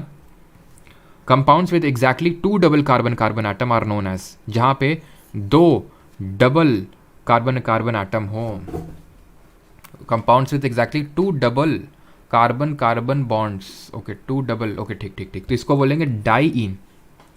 डाईइन होते हैं ये, इस तरह से आपको देखने को मिलते हैं, ठीक है, डाईइन, इनको बोलते हैं डाईइन्स। ऑप्शन नंबर 20 का आंसर होगा, 2 double carbon carbon atom bond है इसमें। विच of the following is not correct regarding the hydrocarbons. तो जो हाइड्रोकार्बन्स होते हैं उनके संबंध में इसमें से कौन सा स्टेटमेंट सही नहीं है। ऑप्शन ए है आपका saturated hydrocarbons are fairly unreactive. बिल्कुल ये आपके फेयरली अनरिएक्टिव होते हैं, मैंने आपको बताया था जब मैंने सब्सटीट्यूशन रिएक्शन आपको पढ़ाई थी। बिल्कुल सही है प्राची, अनुरुद्ध, एक्यूमेन, अविनाश, रवि, जब मैंने आपको पढ़ाया था सब्सटीट्यूशन रिएक्शन, याद करिए सब्सटीट्यूशन रिएक्शन मैंने आपको क्या बताया था कि जब मेथेन की रिएक्शन क्लोरीन से हमने एड ऑन करवाया था तो हमने हीट दी थी, सनलाइट के प्रेजेंस पर रिएक्शन करवाई थी, तब वो जाके कहीं रिएक्टिव हुआ था। जनरली वो फेयरली अनरिएक्टिव होते हैं, ठीक है, ये बात बिल्कुल सही है। Most carbon item also release a large amount of heat and light on burning, पढ़ा था एक्सोथर्मिक होती है combustion reaction. Carbon compound can not get oxidise on combination में, तो बात बिल्कुल गलत है। ऑक्सीडेशन पढ़ा तो था कार्बन कंपाउंड्स का, जैसे एथेनॉल का ऑक्सीडेशन करवाए थे तो क्या बना था, एसिड बना था, एथेनोइक एसिड बना था। 12th नंबर क्वेश्चन है, propane and butane are the main components of which of the following gas. Propane और ब्यूटेन किसके मेन कॉन्स्टिट्यूएंट होते हैं, LPG, LMG, CNG या फिर LPG। तो आंसर क्या होगा, LPG के, ऑप्शन नंबर ए डी, ठीक है, जो हम घर में गैस सिलेंडर यूज़ करते हैं। CNG में यूज़ होती है आपकी मेथेन।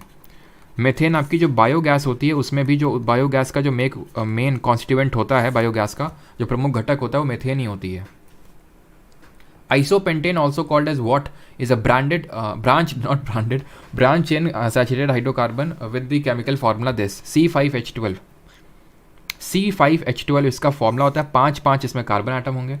अब इसमें देखिए कितने होंगे, थोड़ा सा दिमाग लगाइए। और पहली बात तो ये पेंटेन है, यानी कि जो रूट बनेगा, लॉन्गेस्ट चेन बनेगी वो 5 ही बनेगी, और 5 कार्बन आइटम है, यानी ये ब्रांच तो हो ही नहीं सकती है, ये तो ब्रांच है। कैसे, ब्यूटेन का मतलब है 4 और डाई मिथाइल लगे हुए हैं, यानी 2 और मिथाइल लगे हुए हैं, यानी कि 2 और लगे हुए, यानी 6 कार्बन आइटम। यहाँ तो 5 की बात हो रही है, नहीं होगा।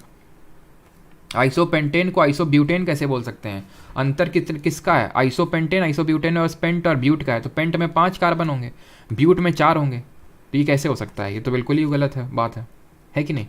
2 methyl butane, 2 methyl butane, 2 methyl butane, ये हो सकता है।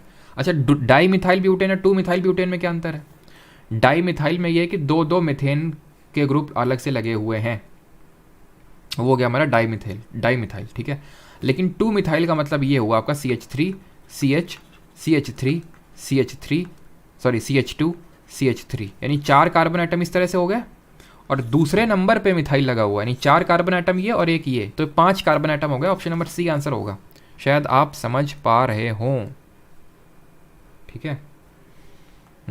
तो चलो मैं ऐसे करके आपको बताता हूँ, रुको।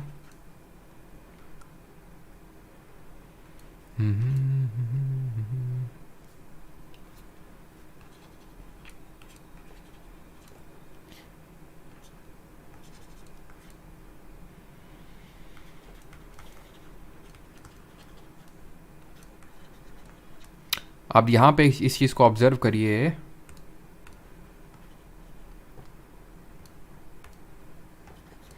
ये मैं लॉन्गेस्ट चेन ले लेता हूँ, ठीक है। या तो लॉन्गेस्ट चेन तो ऐसे बन जाएगी इस तरह से, जो मैं डाई मिथाइल ब्यूटेन को आपको एक्सप्लेन कर रहा हूँ कि डाई मिथाइल ब्यूटेन कैसे बनेगा, ठीक है, और 2 मिथाइल ब्यूटेन और डाई मिथाइल ब्यूटेन में क्या डिफरेंस होगा। तो यहाँ पे मैंने ले लिया जैसे CH2, ठीक है, और इसमें 2 मिथाइल मैंने अटैच कर दिए, ठीक है। तो फिर CH2 नहीं लिखना होगा इसको, इसमें आपको फिर 3 लगाने होंगे, ठीक है, 3। वैसे कि आपने यहाँ पे लगा लिया CH3, ये आपने लिख लिया C, ये लगा दिया CH2, देन इसमें लगा दिया CH3, ठीक है। तो 4 ये बन गए, CH3 और CH3 आपने अटैच कर दिया। तो ये 1 कार्बन, 2 कार्बन, 3 कार्बन, 4 कार्बन, यानी कि जो रूट चेन बन गई, पेरेंट चेन, वो 4 कार्बन आइटम की बन गई। बल्कि और यहाँ पे आपके 2 मिथाइल डाई मिथाइल अटैच्ड हैं, तो 2 मिथाइल यानी कि टोटल आपके 6 कार्बन आइटम हो जाएंगे। शायद आप समझ पा रहे हो। आंसर यहाँ पे ऑप्शन नंबर सी होगा, 2 मिथाइल ब्यूटेन, ठीक है। Find the correct chemical formula of nitromethane. Nitromethane का सही केमिकल फार्मूला क्या होगा? नाइट्रो ग्रुप होगा और मेथेन होगा। मेथ मतलब एक कार्बन आइटम होगा, ठीक है, एक कार्बन आइटम होगा, ठीक है। अब CH4NO2 तो फॉर्मूला ही गलत है। क्यों? क्योंकि कार्बन की 4 वैलेंसी हो सकती है, आपने 4 कार्बन आइटम भी अटैच कर दी और उसमें से नाइट्रोजन फिर कहाँ पे अटैच करोगे भाई? वैलेंसी 4 ही हो सकती है, बॉन्ड 4 ही हो सकते हैं, तो ये तो नहीं होगा, ठीक है। CH3NO3 करके तो कोई कंपाउंड नहीं होता, NO3 नहीं, NO2 होगा option number B, CH3NO2। Identify the structural formula for ethane. Ethane का स्ट्रक्चरल फार्मूला क्या होगा? एन। एथ मतलब 2 कार्बन आइटम होंगे, ठीक है, और एन का मतलब है कि डबल बॉन्ड हो ही नहीं सकता है। इसका मतलब ये गलत लिखा हुआ है, इसका मतलब है कि एथीन होगा, एथेन नहीं एथीन होगा ये, क्योंकि सब में ही डबल बॉन्ड है, राइट। तो यहाँ पे 2 कार्बन होने चाहिए, यहाँ पे तो है ही नहीं 2 कार्बन, बाकी सब में 2 कार्बन है, ठीक है। और इसकी 3 यहाँ पे आपने जोड़ दिए, 3 4 5 हो गए, कार्बन की लेंसी 5 नहीं हो सकती, 3 2 5 अगेन आपने गलत कर दिया। आंसर यहाँ पे ऑप्शन नंबर डी होगा, ठीक। तो ये थोड़ी सी बारीकियों को ध्यान रखना होता है। Identify the method that is not used to purify organic compound. उस विधि की पहचान करें जिसका प्रयोग कार्बन के यौगिकों को शुद्ध करने के लिए नहीं इस्तेमाल किया जाता है। Sublimation, crystallisation, distillation, sedimentation. तो हम सब्लिमेशन भी पढ़ के आए थे। होमोजेनस, अब देखिए जो हम लोगों ने मिक्सचर वाला चैप्टर किया था उसमें पढ़ा था ना सब्लिमेशन, कि अगर कोई एक सब्लाइम कंपाउंड होगा, जैसे कि अमोनियम क्लोराइड हो गया, कैम्फर हो गया, आपका नैप्थलीन हो गया, तो इनकी प्रॉपर्टी क्या होती है कि सब्लाइम प्रॉपर्टी होती है, डायरेक्टली सॉलिड से गैस में कन्वर्ट होता है। तो ये एक टेक्निक का हम यूज़ करते हैं। क्रिस्टलाइजेशन, जैसे कॉपर सल्फेट के क्रिस्टल्स को अलग करना हो। डिस्टिलेशन पढ़े थे, है ना, जैसे कि हम डिस्टिलेशन कहाँ पे यूज़ किए थे? एसीटोन और वाटर को सेपरेट करने के लिए। फ्रैक्शनल डिस्टिलेशन का यूज़ किए थे, एयर के डिफरेंट जो कॉन्स्टिट्यूएंट गैसेज होते हैं उसको सेपरेट करने के लिए। हमने यूज़ किया था क्रोमैटोग्राफी का, तो क्रोमैटोग्राफी भी यूज़ हो सकती है ऑर्गेनिक कंपाउंड को सेपरेट करने के लिए, लेकिन सेडिमेंटेशन करके कोई टेक्निक नहीं होती है। तो जो भी हमने सेपरेशन की टेक्निक्स पढ़ी थी वो सारी होती हैं ऑर्गेनिक कंपाउंड को सेपरेट करने के लिए, और बट सेडिमेंटेशन नहीं होता है। जैसे कि हम लोगों ने एसीटोन पढ़ा था। What is acetone? एसीटोन ये होता है आपका, डिस्टिलेशन यूज़ किया था कि नहीं वहाँ पे, जब एसीटोन को वाटर से सेपरेट करना था। अब डिस्टिलेशन का क्यों यूज़ कर पाए थे? बिकॉज एसीटोन और वाटर में जो बॉइलिंग पॉइंट का डिफरेंस होता है वो 25 केल्विन से ज़्यादा का होता है, और अगर 25 केल्विन से कम का बॉइलिंग पॉइंट का डिफरेंस होता है तो वहाँ पे हम फ्रैक्शनल डिस्टिलेशन का यूज़ करते हैं, है ना। Which group was given the name paraffin earlier? पहले किस समूह को पैराफिन नाम दिया गया था? एल्डिहाइड, एल्केन, एल्कोहल या फिर एसिड? तो एल्केन्स को पहले पैराफिन वैक्स के नाम से जाना जाता था, option number B. Which chemical compound with the chemical formula this is used as a blowing agent in foamed plastic? ये क्या है? बहुत आसान है। 14 क्वेश्चन, 16 का डी सही है। 14th में क्या दिक्कत है? 14th में क्या दिक्कत है? क्या पूछा है इसमें कि आपका नाइट्रोमेथेन क्या होता है? CH3NO2, क्या दिक्कत है? दिक्कत क्या है इसमें? CH3NO2 तो ही होगा, कुछ दिक्कत है किसी को इसमें? कंफ्यूजन क्या है भैया इसमें?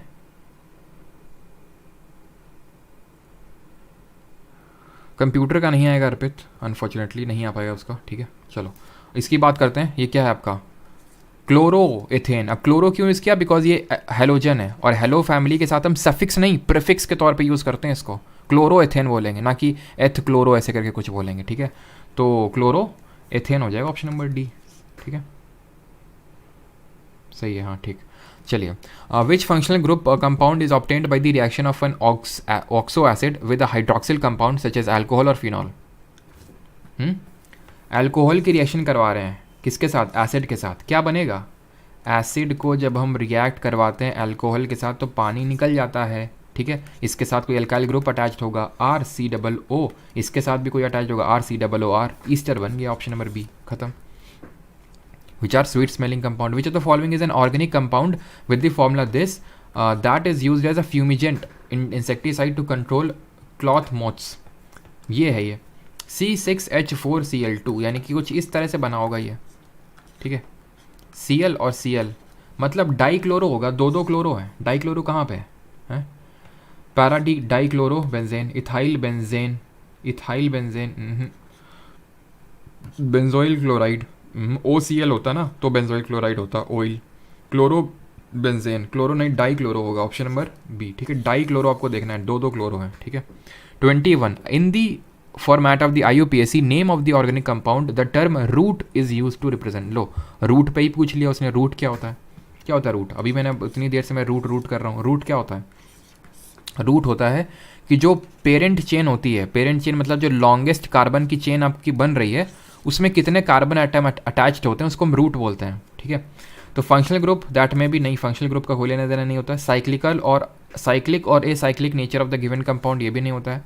Number of carbon atom in the parent chain, एक जो पेरेंट जो चेन यानी कि जो सबसे लॉन्गेस्ट चेन है जहाँ पे सबसे ज़्यादा कार्बन एटम आ रहे हैं, जैसे फॉर एग्जाम्पल मान लेते हैं ये है कोई चेन CH3 CH2, ठीक है, और मान लेते हैं CH3, ठीक है, CH2 और एक और CH3, ठीक है। तो एक चेन हम ये ले लेते हैं, 1 2 3 4, एक तो ये हो गया, ठीक है। एक ये भी तो चेन हो सकती है, 1 2 3 4 5, तो इसको लेंगे 5 वाली को। मान लो कि इससे और अटैच हो CH2 CH3, तो इस वाली को लेते हैं फिर, क्योंकि इसमें 7 आ जाते हैं, तो इसको बोलते हैं root. What is the name of the compound having the formula this? तो ये क्या है? ऑल ग्रुप है, एसिड कैसे हो सकता है? खत्म। क्लोरोफॉर्म बताए थे CHCl3 होता है।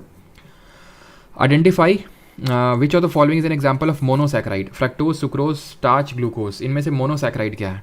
तो जो हमारे सुगर्स होती हैं वो डिफरेंट फॉर्म की होती हैं, जैसे एक को बोलते हैं मोनोसैक्राइड, एक को बोलते हैं डाइसैक्राइड, और फिर ऐसे ही हमारी होती हैं पॉलीसैक्राइड, ठीक है। तो इसमें से मोनोसैक्राइड के बारे में आपसे पूछ रहा है, तो ऑप्शन नंबर ए फ्रक्टोज मोनोसैक्राइड है, सुक्रोज और स्टार्च नहीं है, ग्लूकोज है। ऑप्शन नंबर ए और D, both A and D यहाँ पे सही आंसर होगा।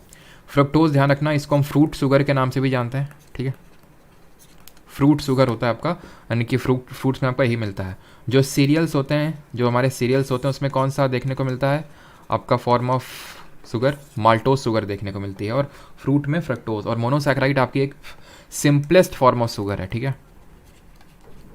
एकदम हम बोल सकते हैं सिंपलेस्ट फॉर्म ऑफ शुगर, और ये वाटर में सॉल्युबल होते हैं। How many naturally occurring isotopes does carbon have? Carbon में कितने नेचुरली अकरिंग आइसोटोप्स होते हैं कार्बन के? जल्दी से बताइए।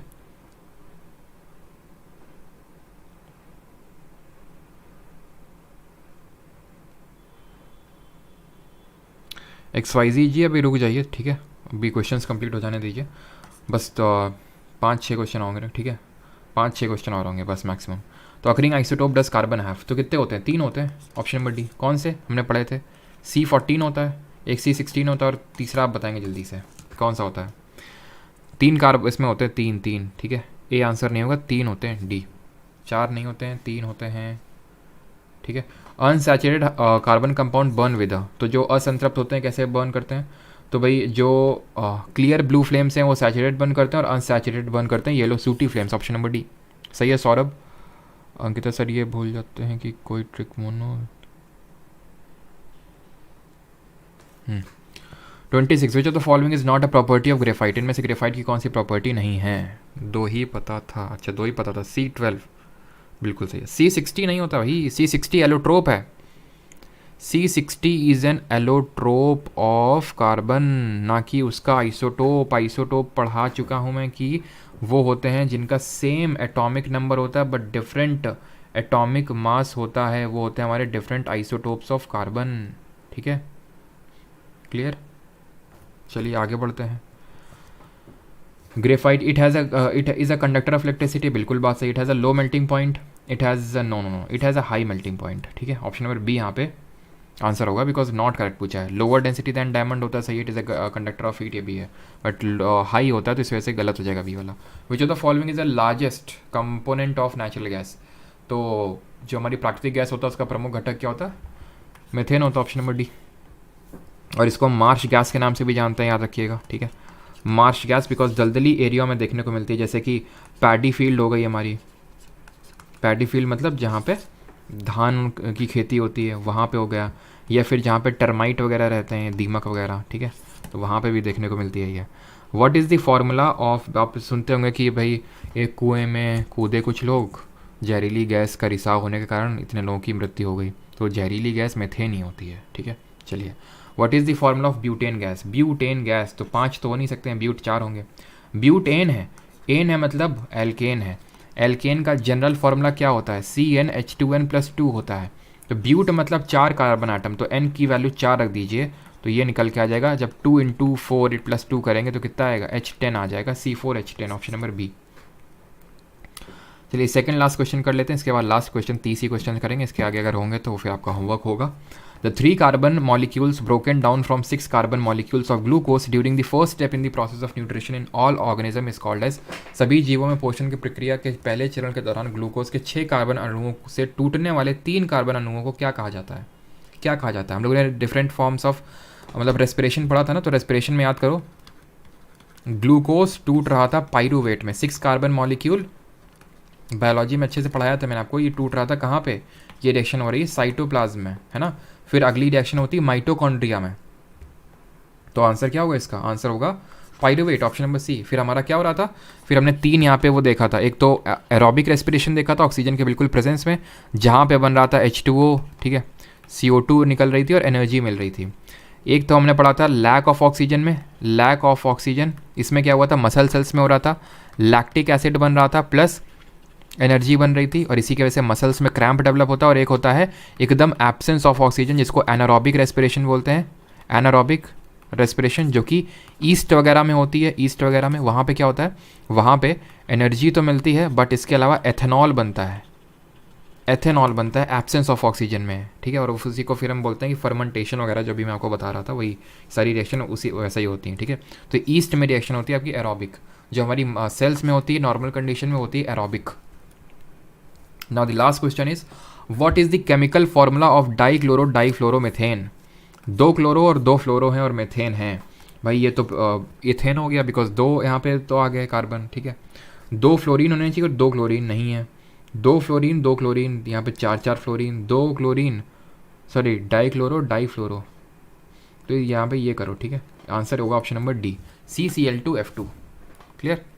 अब कितने क्वेश्चन है? 9 क्वेश्चन है, ये आपका होमवर्क है। ठीक है, कल मैं जब पीरियडिक टेबल देखेंगे तो वहाँ पे इसका मैं आंसर्स बता दूंगा। बाकी आज के लिए इतना ही, और उम्मीद करता हूँ कि ये चैप्टर आपको अच्छे से समझ में आ गया होगा। अब जिसका जो डाउट है वो पूछ सकता है। तो ये जो बैच की क्लासेस हैं, आप में से कुछ लोग पूछ रहे थे, परमार एकेडमी ऐप पे बैच की रिकॉर्डिंग्स और बाकी सारी चीज़ें जैसे नोट्स वगैरह अवेलेबल रहते हैं। अभी नोट्स काफ़ी लोग मतलब बोलते रहते हैं, जबकि मैं इसके रिगार्डिंग बता चुका हूँ कि जो नोट्स आपके बना रहे हैं उनकी तबीयत काफ़ी ज़्यादा ख़राब है।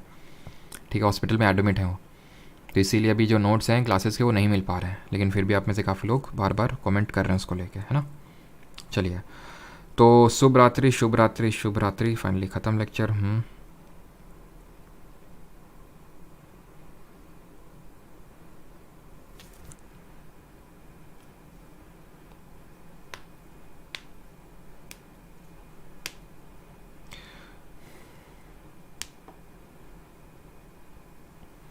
या 14 क्वेश्चन में क्या दिक्कत है भाई? क्या दिक्कत है इसमें? क्या दिक्कत क्या है? तुम लोग ये बताओ, इसमें समझ नहीं पा रहे हैं, मतलब क्या कहना क्या चाह रहे हो इसमें? दिक्कत क्या है इसमें? क्या ये स्ट्रक्चर बना के दिखा दें? से इसका स्ट्रक्चर बना के दिखा दें अगर दिक्कत हो रही हो। CH3 NO2 लगा है ना, ये N हो गया। इसकी कितनी वैलेंसी होती है? इसको कितने चाहिए? 3 चाहिए। एक तो मिल गया इधर से कार्बन से, 2 यहाँ से लेगा और 1 यहाँ से ले लेगा। ठीक है, इस पर आपका पॉजिटिव चार्ज आएगा, इस पर नेगेटिव चार्ज आएगा। ठीक है, इस पर पॉजिटिव होता है, इस पर नेगेटिव चार्ज होता है, लेकिन उतना आप डीप में आपको समझने की ज़रूरत है नहीं। क्लियर? ठीक। अब मुझे पता है NO3 कर दिए होगे तुम में से कुछ लोग, है ना? आई थिंक कुछ जो भी आप तिकड़ा मिठाए हो, या फिर NO कर दिए हो, शायद NO कर दिए हो, लेकिन NO नहीं होगा इसमें। ठीक है, बिकॉज एक में पॉजिटिव चार्ज आएगा, एक में नेगेटिव। उतना डीप में आपको समझने की ज़रूरत नहीं है, तो इसीलिए धन्यवाद। लेकिन CH3NO2 ही इसका आंसर होगा। ठीक है, चलिए।